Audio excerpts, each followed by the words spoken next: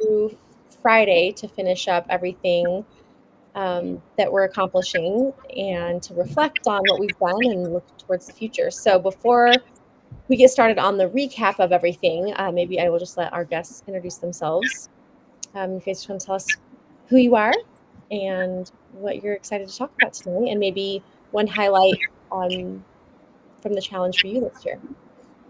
Ooh, that's a good one. Yes, thank you, Mandy. And hello, everyone. My name is Shawna Cranmer, and I am the program coordinator for our community outreach and education team within North Range Behavioral Health. And I'll explain a little bit more about that. I am super excited to touch on with you all today some mental health resources. One highlight this year for me. Well, maybe I'm telling on myself. Okay, so this year I did not log as effectively as I did last year. And so I learned a very valuable lesson in that. But if you like data entry, do what I did and write it on a notebook. And so if you're comfortable spending 30 minutes on the computer, entering that later. But it's been a wonderful year. I feel like I passed my goal from last year and learned lessons along the way. So thank you, Mandy, for asking. Yeah, and Shawna, so were you not competing, were you in a group or were you doing solo? We are in a group, yes. So we are, Alyssa, help me. How many are on our team now? Because we've also had folks join late, 8 or 9. Maybe 6 or 7. Okay, yeah. Our team grew in the middle, which was exciting. And so we got some North Range folks and some family also participating in our group. Oh, that's super fun. I love it. Well, good job. The data part of it is hard. It can also be the most rewarding, though, too, to get in there and log the miles, even if you did it all at once. Yeah, I'm a to-do list person, and just the simple act of crossing it off is therapeutic for me. So logging the miles, that feels good, and we get to see the progress we've made. So good. Great work, and cheers on an almost accomplished year. Like you're almost done with the challenge for this year. Almost there. All right, Miss Alyssa. Hello, my name is Alyssa. I am the program coordinator for our SES team at North Range Behavioral Health. That's our suicide education and support services, as well as being the facilitator for Imagine Zero Weld County. So that's our coalition here. That's a part of the Move Through the Darkness Challenge. And I wanted to graciously invite my colleague Shawna on to talk about all of her expertise in the area of self-help and resources for all of the dimensions of wellness, both physical and mental. And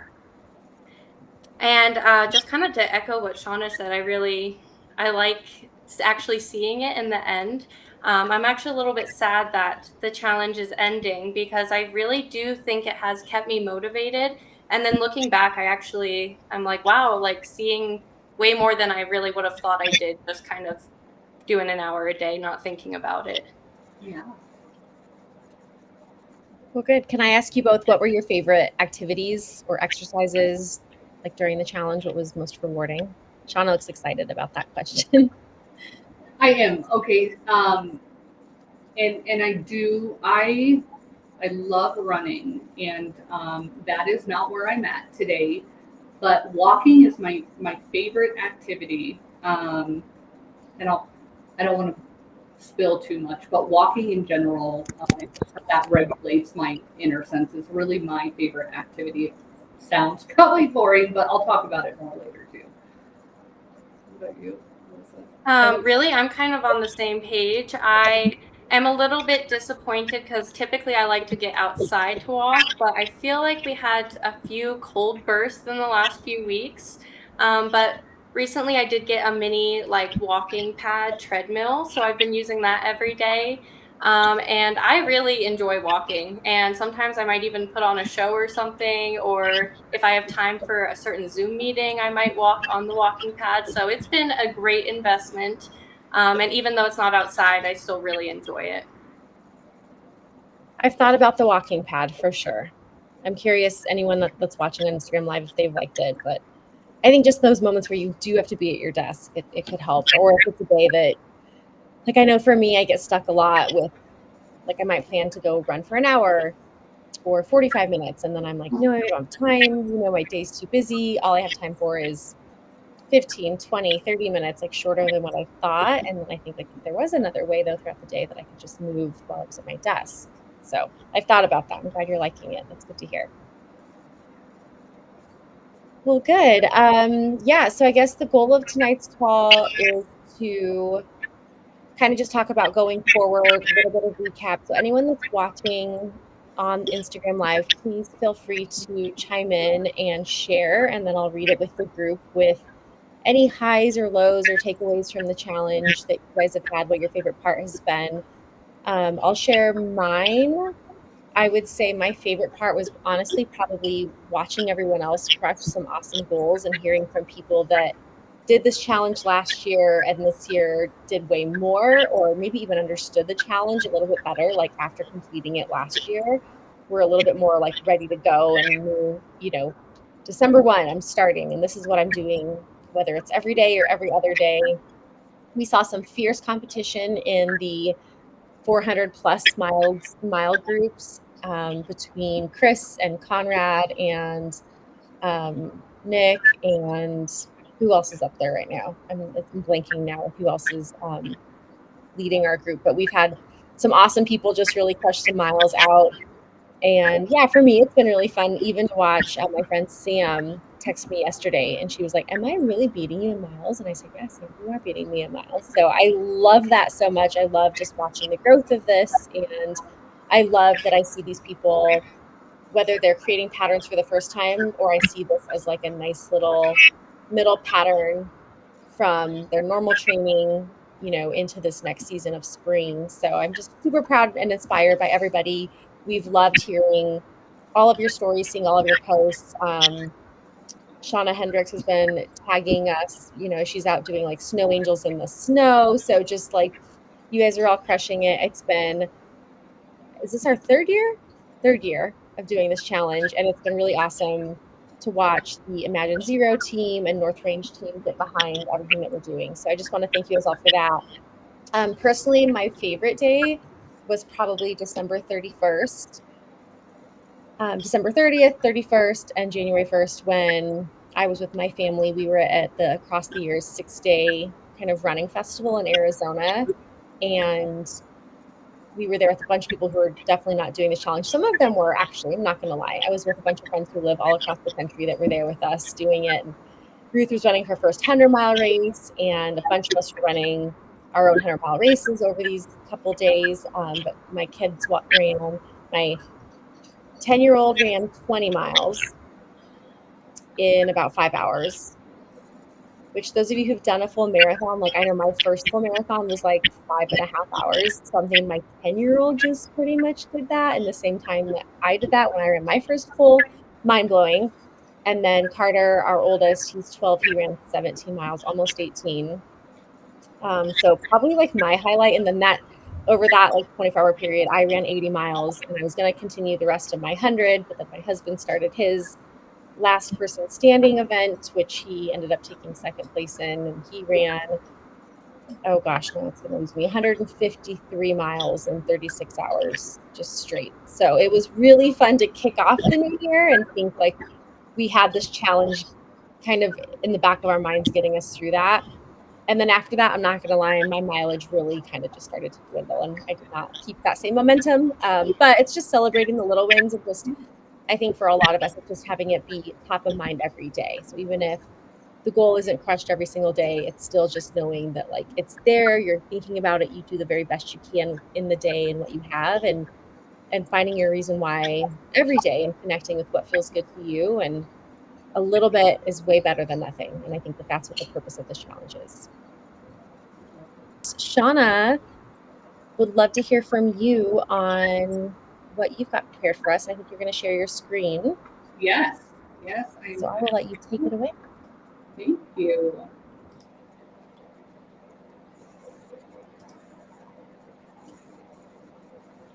And I will give it a second and make sure that I get the go ahead and everyone is seeing my screen.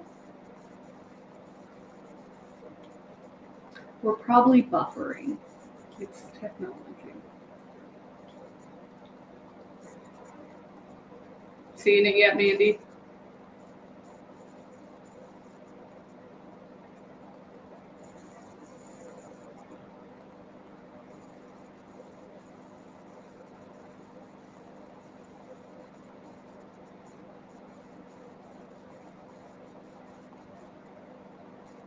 Oh, I lost volume.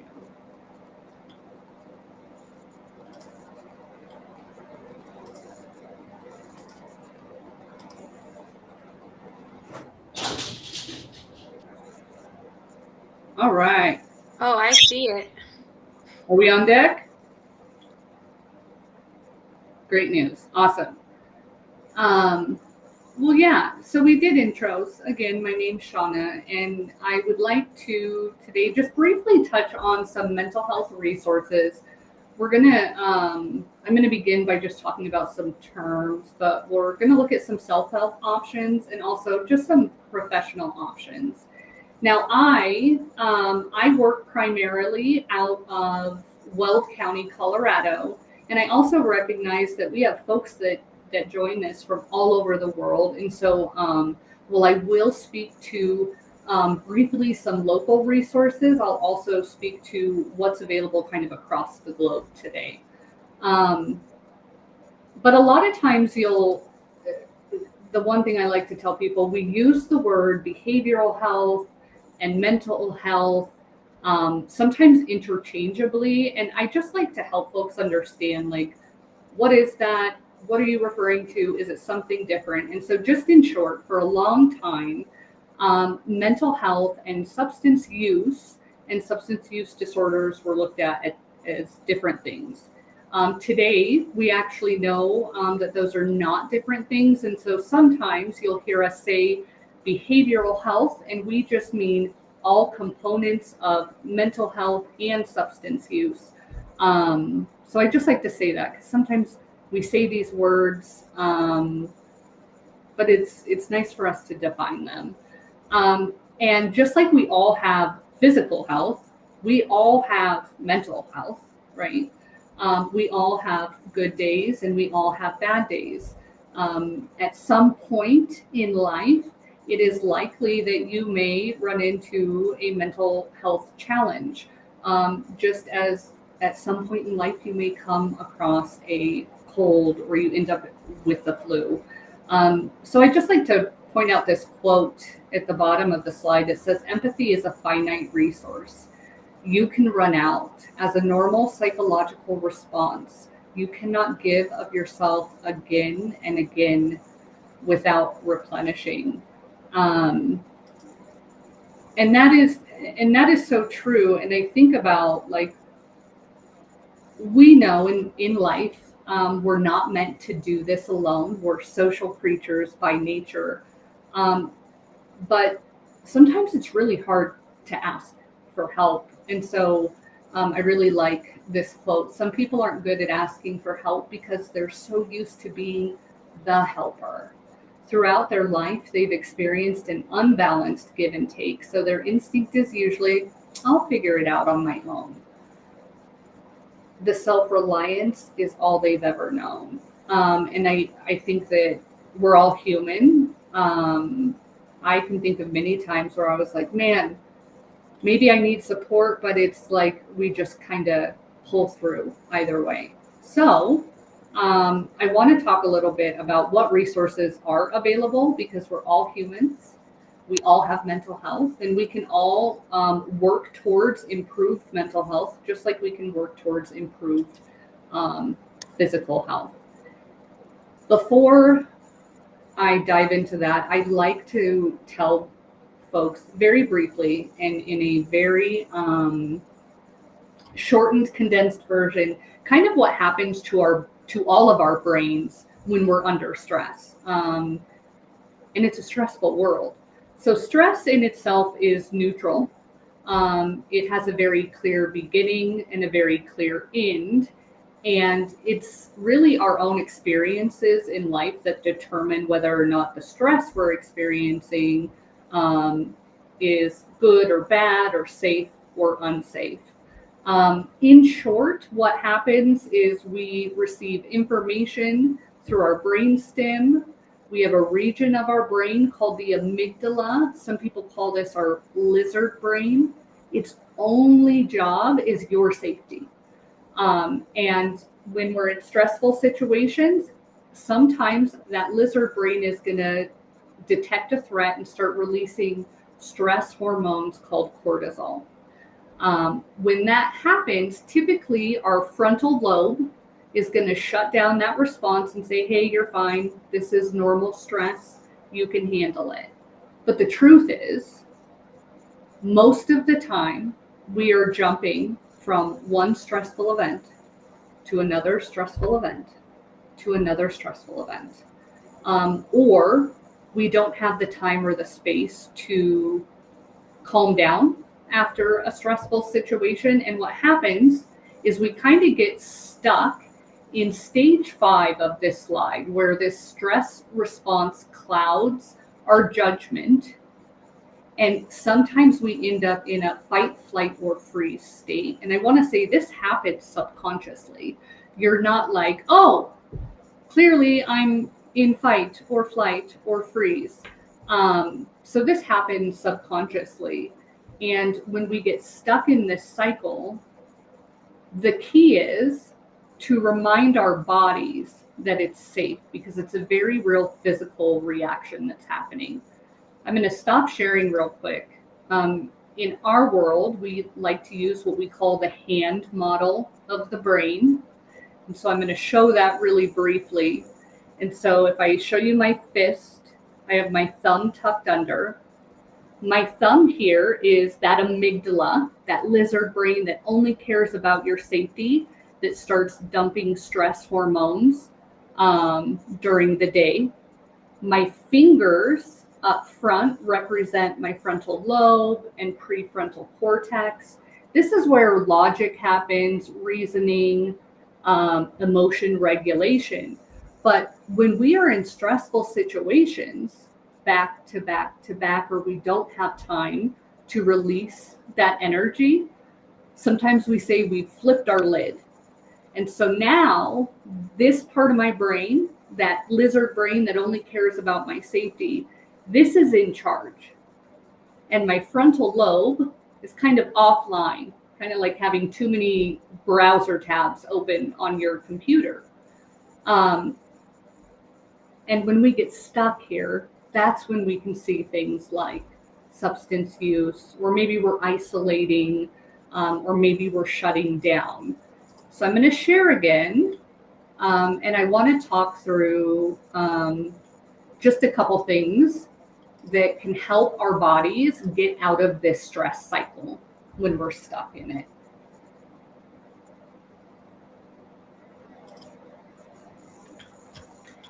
And so you're going to see 6 things on this list, and they sound very simple, but I'm going to touch on these in just a little more depth and how it relates. So in terms of self-help, there's a lot of options out there for us.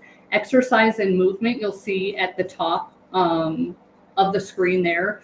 That is one of the quickest ways to actually remind our body it's safe.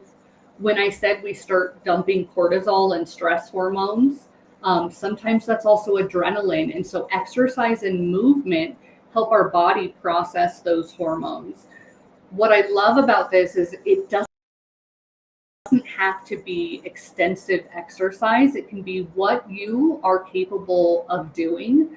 I said I love to walk. And one reason I love to walk is when we walk, our eyes naturally move in this lateral back and forth motion. That lateral eye movement actually suppresses activity in our amygdala, right? That lizard brain that's overstimulated. So just walking and having your eyes move back and forth, you don't even realize it's helping, is actually calming down that region of your brain. Breathing, I think we've touched on this. We've had breath work sessions, which are so wonderful. And I tell people, we breathe all the time, but we typically don't do it in a way that's healthy for our bodies. And so there's many ways to practice breathing. Just a good rule of thumb, if you can, try to exhale twice as long as your inhale. The exhale in particular is related to our parasympathetic nervous system. Some people call this like that rest and digest system. So those deep breathing and focusing on our exhale, that's empowering for me as someone who can get anxious in certain situations. It's empowering to know that I can breathe and calm myself down. Now, the truth is, I want this to work in 60 seconds. But for myself, a lot of times breathing exercises take anywhere from 2 to 5 minutes. Positive social interactions and affection are great self-help tools, and they kind of go hand in hand. Positive social interactions, I think a great example is move through the darkness, right? What a beautiful way for us all to be able to connect, to be in different places, but to share and come together for a common goal. I think research tells us that we're healthiest if we can have about 4 trusted people in our network. And so just know that these positive social interactions, whether it's joining a move through the darkness call or spending 2 hours on the phone with a trusted friend, you're actually helping process stress hormones in your body. Affection, I tell people a 20-second hug can actually reduce your blood pressure. I also like to follow up and say not everyone are huggers, and that is quite all right. So don't just randomly hug folks. But if you do appreciate affection, hold on a little tighter. This kind of goes in line with an idea of co-regulation that we use in mental health, behavioral health. And simply that just means when one nervous system calms down another nervous system. Creative expression.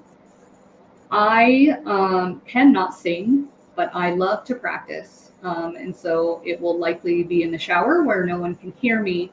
But any kind of creative expression, drawing, painting, singing, dancing, this is going to release dopamine and serotonin, so those feel-good hormones in our brains.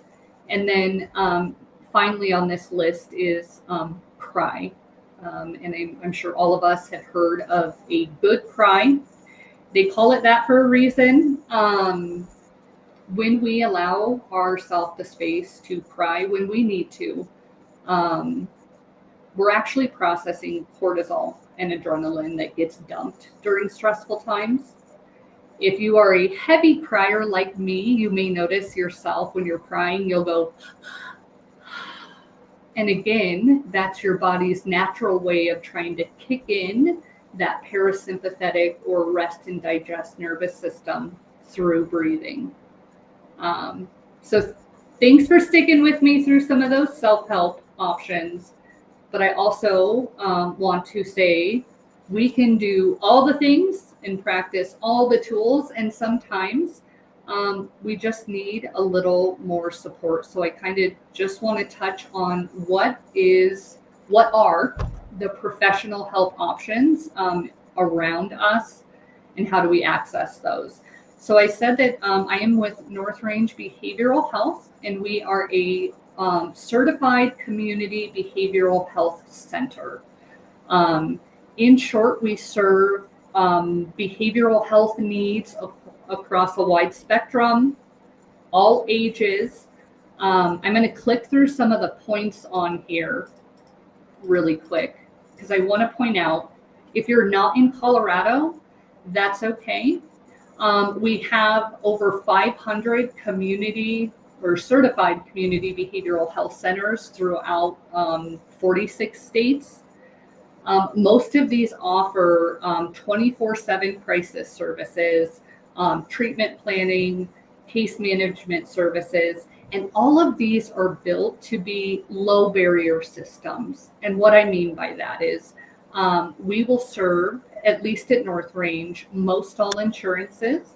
We take Medicaid, we take TRICARE for our veterans, but we also service folks that may not have insurance or don't want to utilize insurance. So even if it's not North Range, certified community behavioral health centers across 46 states in the United States will offer these similar services. I will, following our call, Mandy, the National Council on Wellbeing provided this great document, and I'll send it to you so you can share following this, but it's just a PDF document that you can click on. And if you are in Alabama and you want to know what behavioral health support agencies are there, you can click that and it'll show it to you.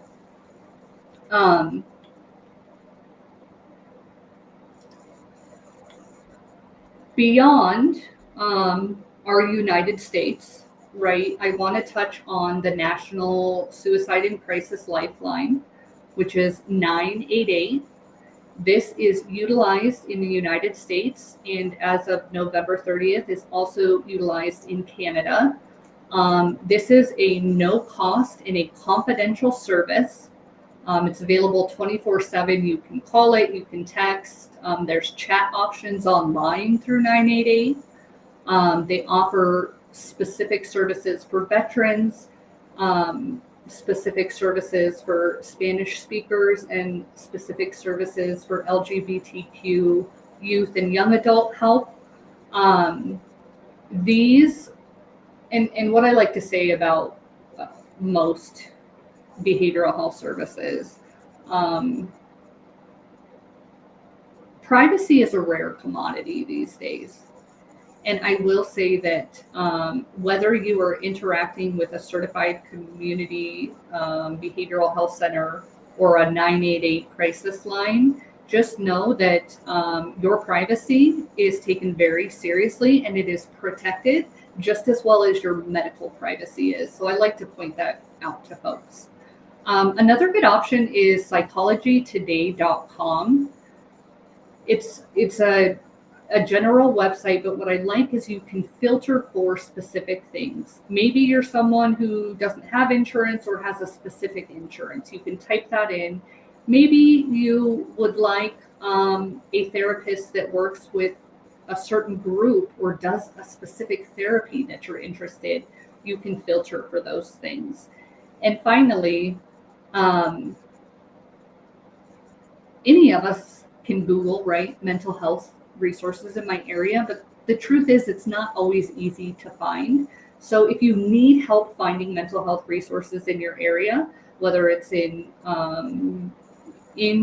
the states, outside of the states, no matter where you're at, please reach out to me and I'm happy to let you know how to access those resources. And with that, I'm just gonna stop sharing.